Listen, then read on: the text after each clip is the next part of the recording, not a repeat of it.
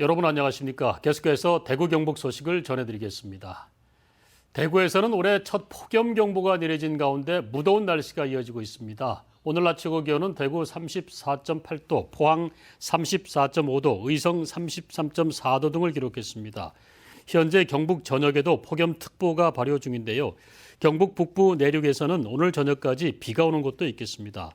내일 아침 최저 기온은 대구 24도 등 20도에서 25도로 열대야가 나타나는 곳이 있겠고, 낮 최고 기온은 대구 35도 등 30도에서 36도까지 오르며 오늘보다 더 덥겠습니다. 대구지방기상청은 당분간 내륙을 중심으로 체감 온도가 35도를 웃도는 곳이 많겠다며 건강관리에 유의해달라고 부탁했습니다. 대구 수성구 지역이 투기 과열지구에서 해제됩니다. 수성구를 제외한 나머지 7개 구군과 경북 경산시는 조정 대상 지역에서 해제됩니다. 국토교통부는 오늘 22년 제2차 주거정책 심의위원회를 열어서 이같이 결정했습니다. 심의위원들은 매수세가 위축되면서 주택가격이 전반적으로 안정세를 보이고 있다고 진단했습니다. 홍준표 대구시장 당선인이 주요 핵심 부서에 외부 인사를 기용했습니다. 홍 당선인은 대구시 경제부시장에 이정화 전 기획재정부 개발금융국장을 임명했습니다. 이 부시장 내정자는 53세로 대구 시민고와 서울대 경영학과를 졸업하고 대통령 비서실 경제보좌관 선임행정관과 기획재정부 주요 보직을 지냈습니다. 별도 취임식은 하지 않고 취임 직후 제3산업단지와 옛 삼영초등학교 부지 개발 현장 등을 둘러볼 예정입니다. 홍 당선인은 군사시설 이전 단장에 윤영대 전 국방부 주한미군기지 이전 사업단장, 정책총괄단장에 이종헌 전 청와대 행정관을, 시정혁신단장에 정장수 전 경남도지사 비서실장을 영입했습니다. 또 금호강 르네상스 추진단장에 장재옥 전 한국수자원공사 낙동강 유역본부장을, 공보실장에 이성원 전 TBC 상무이사를 영입했습니다.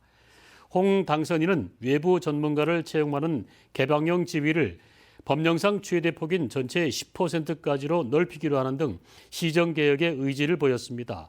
이들 부서는 대구시장 직속 부서를 두고 시장 당선인이 직접 정책 추진 경과를 챙기기로 했습니다. 민주노총 대구 본부는 홍준표 당선인이 어제까지 발표한 50대 과제에 노동과 공공복지 정책이 없다며 우려를 나타냈습니다. 올해 시작한 대구시의 노동정책 기본계획 연구 용역조사도 인수위 계획에 빠지고 기업하기 좋은 도시와 투자유치, 토건 등 시대착오적 정책뿐이라고 지적했습니다. 노동정책 부서인 일자리 투자국을 경제국으로 통폐합하는 것 역시 노동을 배제한 시정정책으로 의심된다고 밝혔습니다.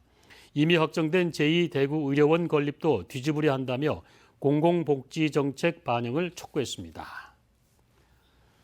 정부의 반도체 인력 양성 방침이 나오면서 지역대학에서 반도체 관련 학과 개설이 잇따르고 있습니다.